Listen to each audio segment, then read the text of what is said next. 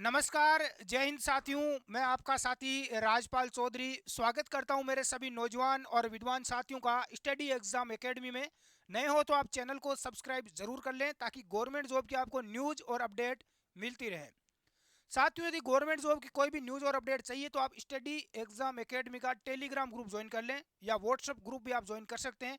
Link आपको नीचे description box में मिल जाएगा ताकि भर्तियों से संबंधित जानकारी आपको समय समय पर अपडेट है वो सबसे पहले मिलती रहे। देखो साथियों, एक सबसे बड़ी जो दिक्कत थी बेरोजगार युवा के लिए, राजस्थान में कांग्रेस की सरकार ने गंद फैलाई थी सीईटी, समान पात्रता परीक्षा। सीईटी लागू होने के बाद बहुत सारे लाखों की तादाद में युवा है वो बाहर हो गए भर्तियों से ही, यानी लोगों ने तैयारी छोड़ दी कि भाई सीईटी का इतना बड़ा झंझट, इतना बड़ा लंबा चौड़ा सिलेबस, पहले तो वो पढ़ो, उसके बाद में आप कोई दूसरा एग्जाम देने जा रहे हो सीईटी पास करने के बाद, तो उस एग्जाम के अंदर जो सिलेबस आएगा उसके बाद वो पढ़ो। यानी कि इतनी लंबी चौड़ी पूरी दुनिया पढ़ो। इससे तो अच्छा है कि हम आरएस की तैयारी कर ले, यूपीएससी की तैयारी कर ले। अरे राजस्थान के अलावा किसी भी प्रदेश में आप देख लेना, इतनी समस्या, इतना लंबा चौड़ा झंझट है ही नहीं। प्रदेश का युवा है कि राजस्थान का एक गवर्नमेंट एग्जाम क्वालिफाई करता है तो उसकी हालत खराब हो जाती है। क्या पूरी दुनिया कितना क्या पढ़ेगा, मुझे एक बताओ, एक व्यक्ति है कितना क्या पढ़ेगा। इतना लंबा चौड़ी समस्या खड़ी कर दी। हमने सीईटी को हटाने के लिए काफ़ी मांग भी की थी पिछली बार कांग्रेस सरकार में। जब बेरोजगार महासंघ के अध्यक्ष उपेंद्र यादव थे तो उनके साथ में, तो उन्होंने बोला कि नहीं, पुलिस के अंदर इनमें सीईटी मत हटाओ, हमें तो पढ़ना है नहीं, जिनको पढ़ना है उनको समस्या होगी, युवाओं को इसी तरह से करने दो माता पच्ची। तो साथियों, सीईटी को लेकर भी आपको बता दूं कि आपके सीईटी में अब एक नया सिस्टम लागू हो रहा है कि 40% जो विद्यार्थी सीईटी में लेकर आएगा उसको आगे की परीक्षा के लिए पास माना जाएगा। ये सिस्टम लागू हो रहा है, आप निश्चित रहे।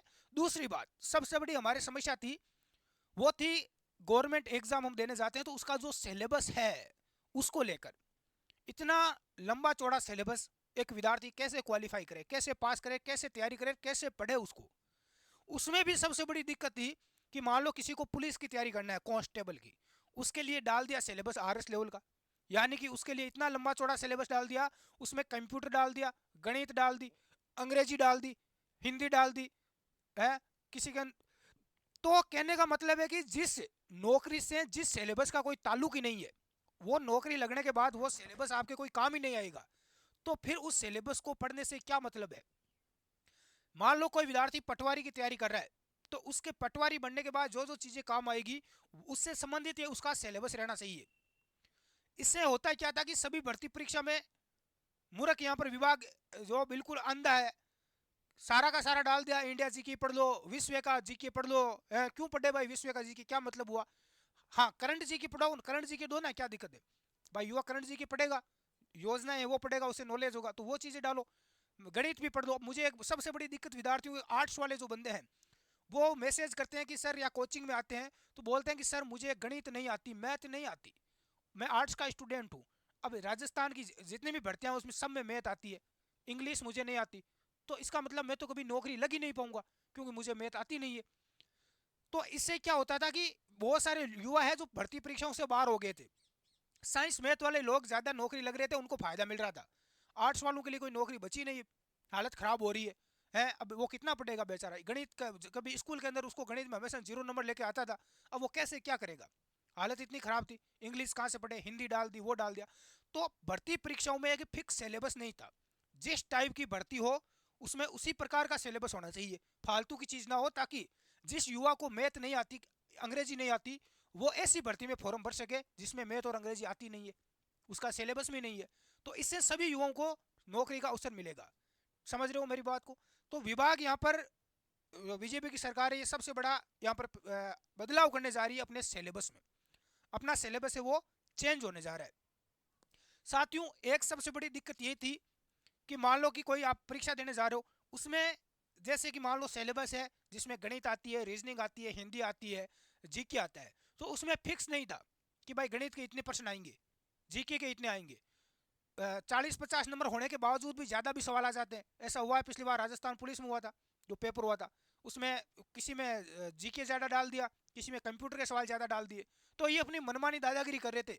लेकिन अब क्या होगा, अब एक सिस्टम बदला जा रहा है, बदल राजस्थान में भर्तियों के अंदर सारा सिलेबस चेंज होने जा रहा है। सबसे बड़ी बात यह है जिसमें प्रत्येक सिलेबस के फिक्स, यहाँ पर प्रत्येक विषय के सवाल है वो फिक्स हो जाएंगे कि भाई गणित के इस परीक्षा के अंदर गणित के 10 सवाल आएंगे, जिससे क्या होगा, जिस विद्यार्थी को गणित नहीं आती उसको गणित पढ़ना ही नहीं है, वो बाकी जो उसका स्ट्रांग है, जैसे जीके उसको अच्छा आता है, साइंस अच्छी आती है, तो वो उसको अच्छे ढंग से पढ़ के जाएगा। बोल देंगे कि साइंस के 15 सवाल आएंगे तो उसमें 15 ही आएंगे, यानी एक सिस्टम बनाया जा रहा है। इससे बहुत ज़्यादा आपको फायदा मिलने वाला है। भर्तियों के सिलेबस में होगा पूरा बदलाव, पहले से चल रही भर्तियों में परिवर्तन नहीं होगा। पहले जो फॉर्म भरवा चुके हैं, जो भर्तियां होनी है, उनमें कोई बदलाव नहीं होगा। नई जितनी भी अपनी भर्तियां आएगी उन सब में बदलाव होगा सिलेबस में, सबसे बड़ी बात। अब पहले वाला सिलेबस काम का ही नहीं है। बोर्ड ने गठित की सिलेबस रिव्यू कमेटी, भर्ती परीक्षाओं के सिलेबस में बड़े बदलाव की तैयारी। सिलेबस में इन बिंदुओं पर रहेगा पूरा फोकस। एक तो आपका करंट जीके, करंट अफेयर्स तो हर परीक्षा में जरूरी है, अब ये मान कर चलो आप। इसके अलावा जो सरकार की सरकारी योजना है वो भी आपकी जरूरी है। राजनीति विज्ञान ये भी जरूरी है, ये विषय जरूरी कर दिए हैं और ये होने भी चाहिए। हर विद्यार्थी पढ़ सकता है, आर्ट्स का स्टूडेंट हो, साइंस का हो, कॉमर्स का हो, सभी विद्यार्थी इसको पढ़ सकते हैं, तो ये जरूरी है। करंट जी के आपको पढ़ना है तो अपना टेलीग्राम ग्रुप ज्वाइन कर लेना, उसमें 10 एग्जाम गाइड के डेली 10 सवाल डालते हैं हम, बहुत ही शानदार सवाल डालते हैं, वो आप पढ़ लो, आप आराम से निकालोगे न्यूज़पेपर के। इसके अलावा पर्यावरण आपदा प्रबंधन, ताकि कोई भी आपदा आए तो उससे युवा निपट सके, नौकरी लगने के बाद उसका सामना कर सके। इसके अलावा पर्यावरण ये भी जरूरी है। प्रशासनिक जो व्यवस्था है हमारी किस प्रकार से क्या है प्रशासनिक व्यवस्था, वो भी बहुत ज़्यादा जरूरी है। इसके अलावा आईईटी, आईटी रीजनिंग, रीजनिंग भी जरूरी है। वह मेंटल एबिलिटी, भारत व राजस्थान की भौगोलिक स्थिति, इतिहास, कला, संस्कृति, हिंदी, अंग्रेजी पर फोकस रहेगा।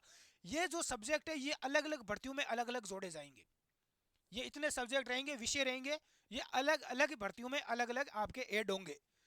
बिंदुवार अंक का विभाजन तय होगा, प्रत्येक सब्जेक्ट का यहाँ पर फिक्स रहेगा कि भाई इस सब्जेक्ट के इतने सवाल आएंगे और इतने नंबर के आएंगे, उसमें ऊपर नीचे कुछ भी नहीं होगा। बोर्ड का दावा है कि कई बार सिलेबस को लेकर विद्यार्थियों में असमंजस की स्थिति रहती है, बिंदुवार अंक का विभाजन तय नहीं होता है। इससे कई बार तो किसी बिंदु से जुड़े अधिक सवाल आ जाते हैं और कई बार कम आ जाते हैं। पेपर सेट करने वाले भी इस तरह ध्यान नहीं देते हैं। बोर्ड प्रत्येक सिलेबस में बिंदुवार अंक विभाजन भी तय करेगा, ताकि विद्यार्थियों को पता रहे कि किस बिंदु का वेटेज अधिक है और किस बिंदु का कम है। तो ये बहुत ही गजब सिस्टम करने जा रहा है, ठीक है। अब देखो, इन बदलावों को मिल चुकी है मंजूरी। बोर्ड के नए अध्यक्ष ने नई सरकार बनाते ही बोर्ड में कई तरह के बदलावों की घोषणा की है। बोर्ड नई भर्तियों की आवेदन की प्रक्रिया के दौरान आधार कार्ड वेरिफिकेशन आपका लागू करेगा, आधार वेरीफाई होगा। इसके साथ ही परीक्षा केंद्र पर एंट्री से पहले बायोमेट्रिक और फेस स्कैनिंग होगी। इसके अब सिलेबस में भी बदलाव की तैयारी कर दी गई है। दो यहाँ पर बड़े बदलाव हुए हैं। फॉर्म भरोगे तो आपके आधार वेरीफाई होगा, फिंगर आपको देना पड़ेगा। परीक्षा देने जाओगे तो उस समय फिंगर लगेगा कि फॉर्म भरने वाला विद्यार्थी है या कोई दूसरा है, इससे कोई दूसरा विद्यार्थी परीक्षा में नहीं बैठ सकेगा। दूसरी बात, आपका सिलेबस भी चेंज होगा। 2024 में जो भर्तियां नहीं आ रही है सब में सिलेबस चेंज होगा। कुछ साथी कमेंट कर रहे हैं कि सर लैब असिस्टेंट की भर्ती आएगी क्या, प्रयोगशाला सहायक की, बहुत सारी अफवाह फैल रही है। तो लैब असिस्टेंट की 2024 में कोई भर्ती नहीं है, आप ऐसी फालतू चीज़ों पर ध्यान ना दें। भर्ती आने से 1 महीना पहले, 2 महीना पहले मैं आपको बता दूंगा लेब असिस्टेंट की कोई भर्ती नहीं है। अभी पहले भर्ती हुई है पिछली वाली, कोई भर्ती नहीं है। आप दूसरी भर्तियों की तैयारी में जुटे हुए, उसी में ध्यान दें, अपना दिमाग डाइवर्ट ना करें, फालतू की चीज़ों में ना लगाएं, अफवाहें हैं सारी, ठीक है। अब तो ये सबसे बड़ा यहाँ पर कर्मचारी चयन बोर्ड के जरिए होने वाली भर्ती परीक्षाओं में सिलेबस में बदलाव करने की तैयारी में है विभाग। वर्तमान में तय सिलेबस की समीक्षा के लिए बोर्ड ने कमेटी का गठन कर दिया है और प्रत्येक बिंदु वाइज आपका सिलेबस रहेगा। दूसरी बात आपको बता दूं कि जो सीईटी है, समान पात्रता परीक्षा, जो राजस्थान में सबसे बड़ी बीमारी है, जब से सीईटी लागू हुई है युवाओं ने पढ़ाई करना ही छोड़ दिया। पेपर देने वालों की संख्या आधी हो गई है, परीक्षाओं की तैयारी करने वाले विद्यार्थियों की संख्या में बढ़ोतरी नहीं, कमी हुई है। इसका रीजन सीईटी, सीईटी का इतना लंबा चौड़ा सिलेबस पढ़ो, उसके बाद दूसरी भर्ती होती है, जो मान लो आगे कोई एग्जाम होता है मेन पेपर, तो उसके बाद उसका कुछ अलग ही सिलेबस है। तो अब करे क्या युवा, कितना पढ़े, क्या पढ़े, अरे कोई सीमा ही नहीं पढ़ने की। तो इससे क्या होगा कि सीईटी में 40% फिक्स हो जाएगा। सीईटी में जो युवा 40% नंबर लेके आएंगे, यहाँ पर देख सकते हैं समान पात्रता परीक्षा में 40% क्राइटेरिया रखा जाएगा। 40% जो नंबर लेके आएंगे वो आगे मेन परीक्षा में बैठ पाएंगे। तो ये आपके एक पासिंग नंबर ही लेके आना है। ऐसा नहीं कि 5 गुना को बुला लो पेपर देने, 15 गुना को पास कर दो। अब जो पुलिस के अंदर हुआ कांस्टेबल भर्ती में कितनी धांधली हुई है, बिल्कुल पूरा फर्जीवाड़ा हुआ है कांस्टेबल में, अभी जो फिजिकल चल रहा है पुलिस कांस्टेबल का राजस्थान में। तो ये यहाँ पर बहुत ही अच्छा काम करने जा रहा है, यहाँ पर बीजेपी सरकार विभाग करने जा रहा है। और बीजेपी की सरकार निश्चित तौर से सुन रही है। हम लगातार आवाज़ उठा रहे थे सीईटी को लेकर कि सीईटी गंद को हटाओ, युवा परेशान है, युवाओं यहाँ पर कितना पढ़े है, पहले सीईटी की तैयारी करने कोचिंग में पढ़े रहो, वहाँ पर लाखों रुपए खर्च करो, इसके बाद में मेन पे एग्जाम की तैयारी करो। तो एक आम जो किसान वर्ग का एक गरीब बच्चा है वो इतनी तैयारी, इतना पैसा खर्च कहाँ से करे, कितना क्या पढ़े। एक आर्ट्स का विद्यार्थी कितना क्या पढ़े, पहले गणित पढ़ो, स्कूल के अंदर 0 नंबर आते थे, अब बेचारा कहाँ से गणित पढ़ेगा।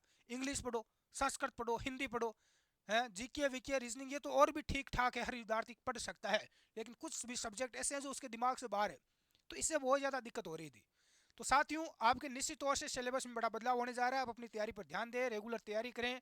आप सभी जिस एग्जाम की तैयारी कर रहे हैं मुझे कमेंट करके ज़रूर बताएं, और आपको कोई डाउट है, कोई समस्या है, तो आप कमेंट करके पूछ सकते हैं। धन्यवाद। जय हिंद।